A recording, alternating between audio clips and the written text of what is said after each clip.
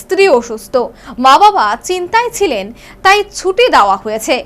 দেশের সেবায় যখনই ডাকবে চলে যাবে।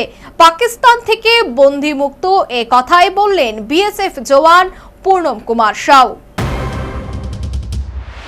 কুম্ভমেলায় 2 মাস ডিউটি করে বাড়ি ফিরেছিলেন। তারপর মার্চ মাসে পাঠানকোটে গিয়েছিলেন বিএসএফ জওয়ান পূর্ণম কুমার সাউ। পাকিস্তানে বন্দী থাকাকালীন যে উৎকণ্ঠা, যে উদ্বেগ, যে আশঙ্কার প্রহর গুনেছিলেন পূর্ণমের স্ত্রী রজনী, আজ তার বাড়ি ফেরার পর সেই উদ্বেগ কাটিয়ে তিনি স্বামীকে দেখে কান্নায় ভেঙে পড়েন। স্বামীর ঘরে ফেরার জন্য সকাল থেকে অপেক্ষা করছেন। পূর্ণমের কিনে দেওয়া পছন্দের শাড়ি পরে সুন্দর করে সেজেছেন। পাকিস্তান থেকে পূর্ণম অবশেষে ছাড়া পেয়ে বাড়ি ফিরেছেন। সেই উচ্ছ্বাস আনন্দে কেঁদে ফেললেন রজনী। 2 মাস পর বাড়ি ফিরে স্ত্রী ও মায়ের সঙ্গে দেখা হতে আবেগতাড়িত হয়ে পড়লেন মা দেবন্তী দেবী। ছেলেকে জড়িয়ে ধরে চিবুকে স্নেহ চুমু খান। বিরসা বাগখাল থেকে শোভাযাত্রা সহকারে সন্ধ্যা বাজার, এনএস রোড, রবীন্দ্র ভবন হয়ে চারবাতির মোড় থেকে হরিসভা, প্রায় 3 ঘন্টার শোভাযাত্রা বাড়ির কাছে পৌঁছায় পূর্ণমের স্বাগত শোভাযাত্রা। পাড়ার হরিসভা মন্দিরে পুজো দিয়ে বাড়ি ঢুকে পূর্ণম। বাড়ির দরজায় তাকে বরণ করার জন্য ছিলেন শ্রী রজনী, মা দেবন্তী সহ পরিবারের লোকজন। সেখানেই তাকে দই মিষ্টি খাইয়ে ফুলের মালা পরিয়ে বরণ করে ঘরে তোলা হয়।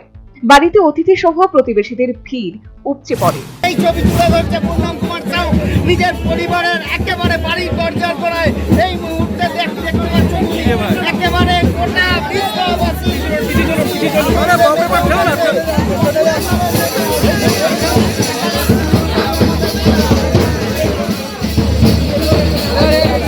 এদিন বাড়ি ফেরার পর পূর্ণম জানান, সবার সহযোগিতায় আমি দেশে ফিরতে পেরেছি।